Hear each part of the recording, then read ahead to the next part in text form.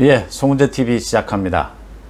고발 사주건에 대해서 키맨으로 꼽혀온 김웅 국민의힘 의원이 조금 전에 국회에서 30분이 넘는 시간 동안 기자회견을 했습니다. 그런데 김웅 의원의 기자회견 내용이 그동안 김웅 의원이 전화 인터뷰를 통해서 언론에 밝혀온, 또 자신의 입장문을 통해서 언론에 밝혀온 것과 거의 되풀이하는 내용이어서 맹탕 기자회견이었다, 이렇게 보입니다.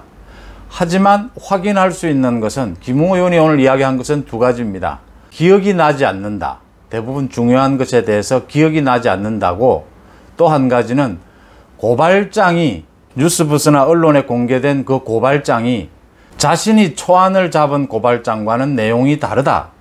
따라서 지금 문제가 되고 있는 고발장은 자신이 작성한 것이 아니다 라는 부분은 확실하게 하면서, 이제 고발장이 손준성 검사가 고발장을 작성한 것이 맞느냐, 아니면 제보자가 뉴스버스에 제보를 하는 이 과정에서 고발장이 조작이 됐느냐, 이 부분이 남게 됐습니다.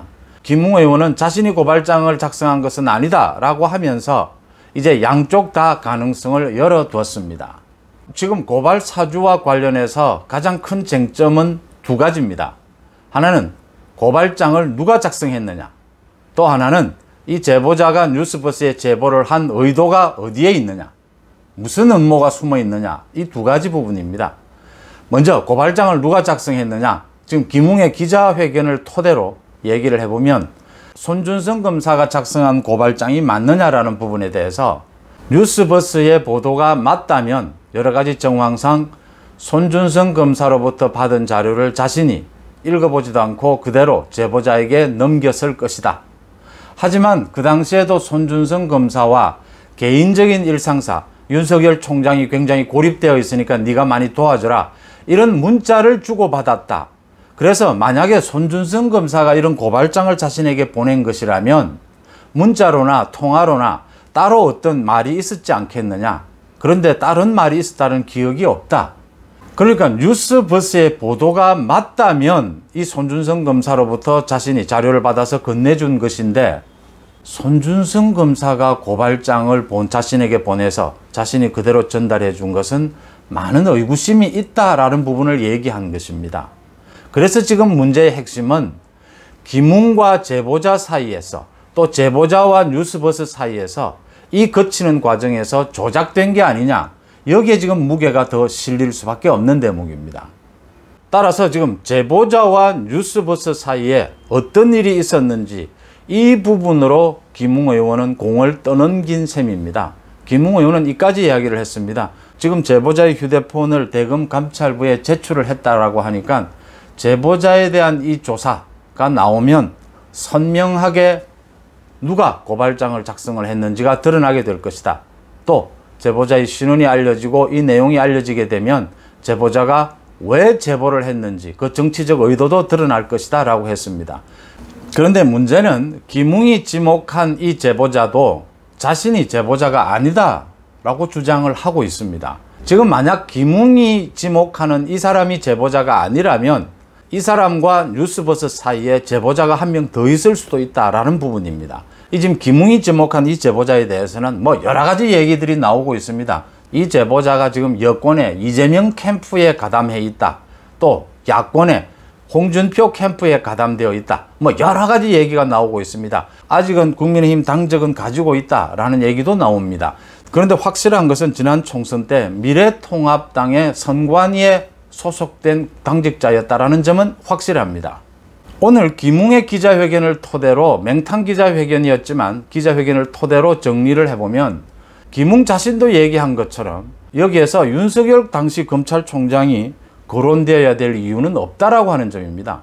윤석열 후보에 대해서 이렇게 여권에 공격이 집중되어야 될 이유는 없다라는 점에서 김웅 의원 자신도 오늘 기자회견에서 여권이 정치 공작적인 정치 공세를 하지 말라라는 얘기를 덧붙였습니다.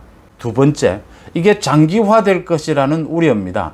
지금 제보자도 자신이 제보한 것이 아니다라고 이야기를 한 만큼 또 대검 감찰부에서 제보자의 휴대폰까지 지금 가지고 간 마당에 이 의혹에 대한 부분이 드러나려면 대검 감찰부의 감찰 결과가 나와야 하는데 그 결과가 나오는 시점이 빠르지 않을 것이라는 점 때문입니다.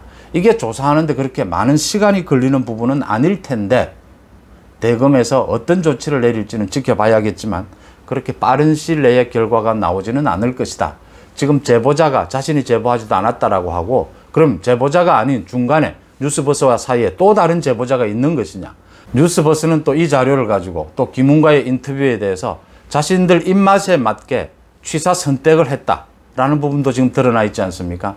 뉴스버스는 어떤 조작을 가했는지 이런 부분 전모가 드러나는 데는 시간이 걸릴 수밖에 없다. 시간이 걸리면 이건 정치 공세로 흐를 수밖에 없다라는 점이 우려가 되는 부분입니다. 지금 국민의힘 안팎에서는 이 제보자에 대해서 많은 얘기들이 나오고 있고 김웅 의원이 당 지도부에 이 제보자에 대해서 보고를 했기 때문에 당 지도부도 제보자에 대한 조사를 거의 다 진행을 한 것으로 알려지고 있습니다. 문제는 이 제보자도 진실된 이야기를 하지 않을 것이다 라는 점이고 뉴스버스 측과의 사이에 어떤 과정이 있었는지 이 부분에 대해서 드러나는 데는 시간이 좀 걸릴 것이다.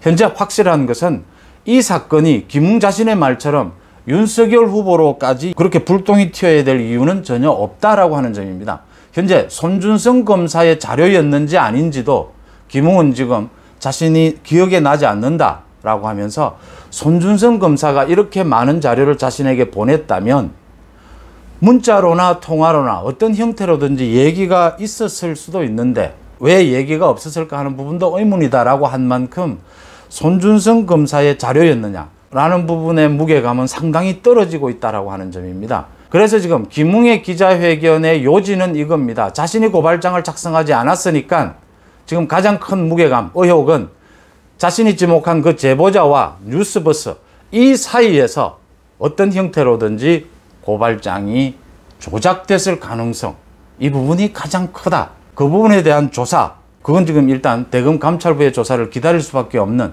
이런 사정입니다. 국민의힘 지도부에서도 이미 제보자에 대한 신원도 파악을 했고 김웅의 의원, 김웅의 입장 이야기도 들었고 제보자에 대한 입장 이야기도 들은 것으로 알려지고 있습니다. 그런데 김웅이 기억이 나지 않는다는 것처럼 제보자도 지금 여러 가지 핵심적인 사안에 대해서 부인하고 있는 마당이어서 빠른 시일 내에 이 의혹이 드러나기는 어려워 보인다 하는 점, 이 의혹을 밝히는 데는 많은 시간이 걸릴 것이다 라는 점이 우려가 되고 있습니다. 고맙습니다.